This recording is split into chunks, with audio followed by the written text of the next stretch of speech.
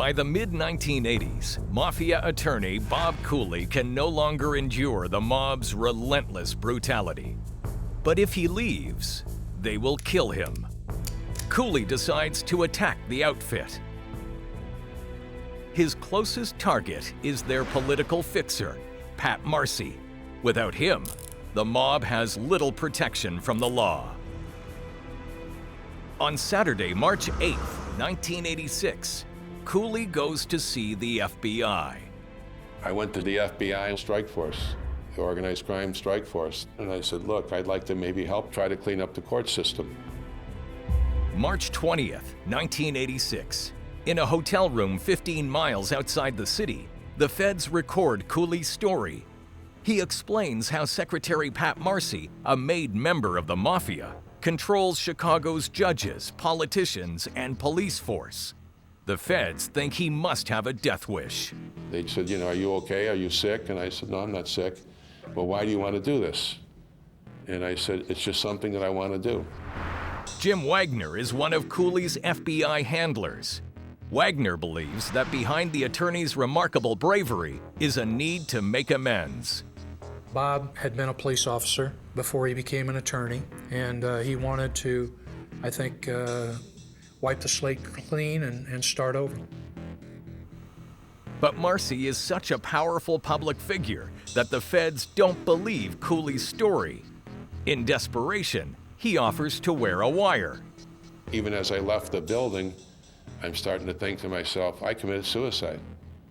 I have no idea if I have signed my own death warrant as I walked out of there.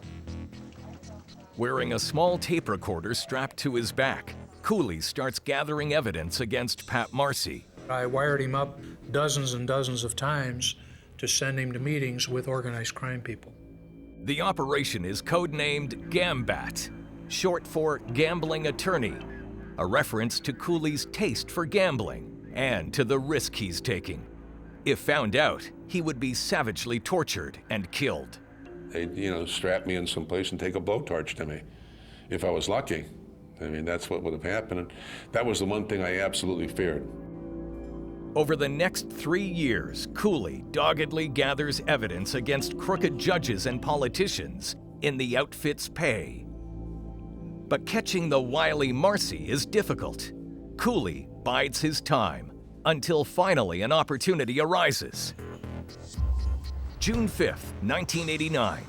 Cooley meets Fred Roti to discuss a legal matter. Cooley's brother, a real estate lawyer, requires a zoning change in the First Ward, Marcy's territory. We sat down and he said, well, what's this all about? And I said, well, look, these people want to build, they want to do some renovation of some buildings, and they wanted this and they wanted that. How big a project? I said, oh, I think it's $1 million, $1.5 million, something like that. Just then, Marcy walks in. Pat Marcy right away takes over. What's this all about? How big is it? And who's the builder? And they know the rules. They know they've got to pay. And I said, well, Pat, I just want to know how much. Marcy wants $7,500 for himself and Roti. I wanted to put money in both of their hands, just to make it even bigger case. Cooley records both men asking for and receiving their payoff, enough proof to convict them. He now goes after other corrupt members of Marcy's inner circle. Wearing the wire, he meets with Marcy to discuss a bribe for a crooked judge. To avoid being overheard, the two men step outside. When we go to walk in, being the gentleman that Pat is, he goes to escort me in and puts his hand right on the wire. Right on the wire.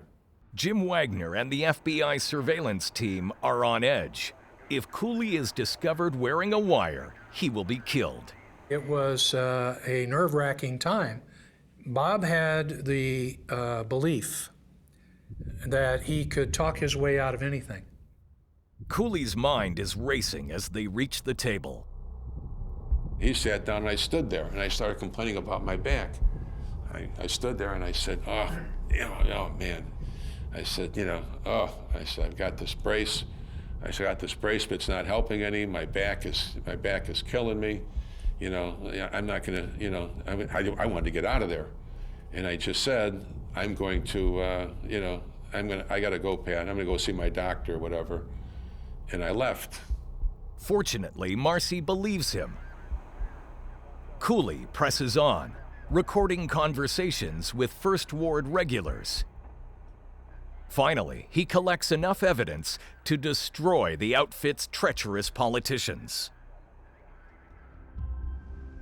Cooley's job is done. He disappears into the witness protection program. I left town in November of '89. There wasn't a single mob killing for almost 9 years afterwards. They didn't all suddenly just decide to stop killing. They realized they couldn't get away with it.